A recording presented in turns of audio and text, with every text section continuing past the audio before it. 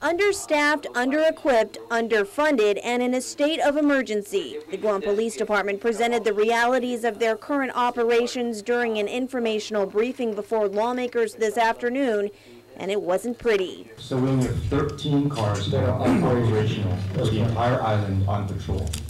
And that goes, it fluctuates just a few more cars above that. And that's all we have until we get the new fleet in. The situation isn't much better when it comes to the number of officers out on patrol at any given time. Police Captain Paul Suba. The average is one supervisor, one desk watch, and 4 patrolmen for 4 precincts, 24/7.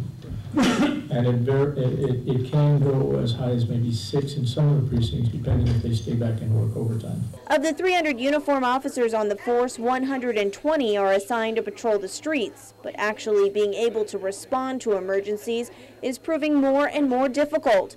Only 13 of the department's 43 patrol vehicles are actually operable, leaving the department in dire straits. As far as vehicles are concerned, it is the Guam Police Department's opinion that we're in a state of emergency here.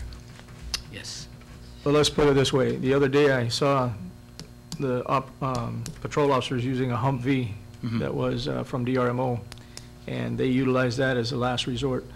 And that's till they could get another vehicle. The department is currently waiting on the deposit of $300,000 in compact impact funding that was promised to it to purchase new vehicles and put more officers on the streets.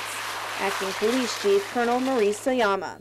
I believe Agatna yesterday had a car and a half, if that's such an animal, patrolling the streets.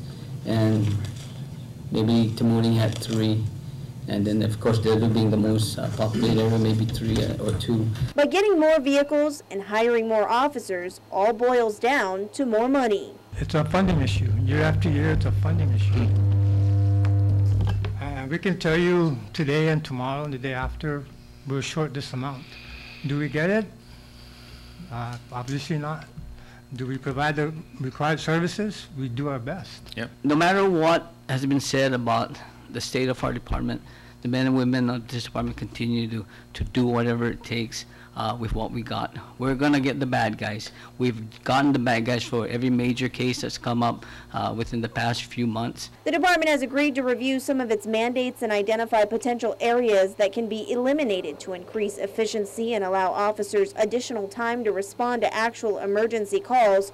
The force is looking to increase some of its fees to help recover some costs. But until a permanent funding source is identified, the emergency situation for GPD will likely remain status quo. Reporting for Guam's News Network, I'm Mindy Egan.